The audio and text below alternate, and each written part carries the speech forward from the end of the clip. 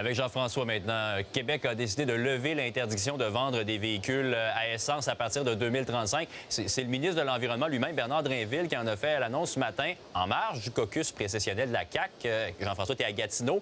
Le ministre a dit que le Québec s'adapte en fait au nouveau contexte en Amérique du Nord.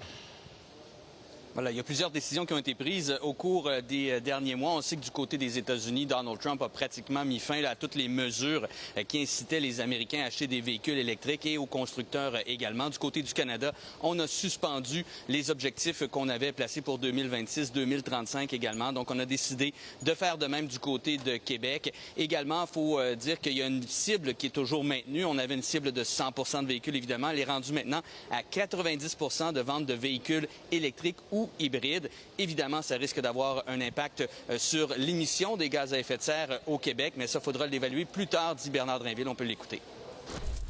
Ce que nous annonçons aujourd'hui, c'est responsable.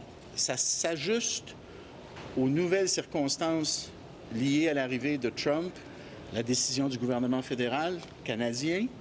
Puis c'est équilibré parce que oui, ma philosophie, celle qui va me guider comme ministre de l'Environnement, c'est de trouver l'équilibre entre l'environnement et l'économie. Bon, j'imagine que la CAQ va souhaiter repartir sur une bonne note là, au début de la session.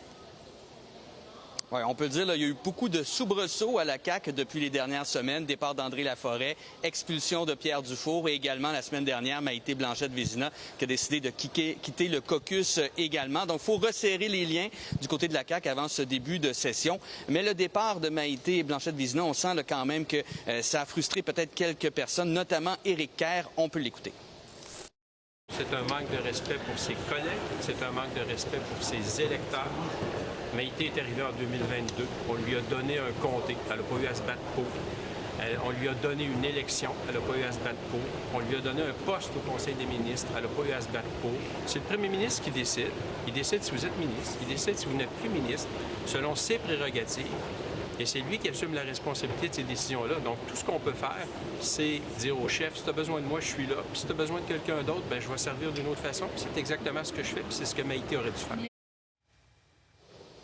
Donc, la réunion du caucus de la CAQ se termine aujourd'hui, mais à noter qu'il y a 2 jours de congrès national pour la CAQ, demain et dimanche, toujours ici à Gatineau. On attend des manifestants.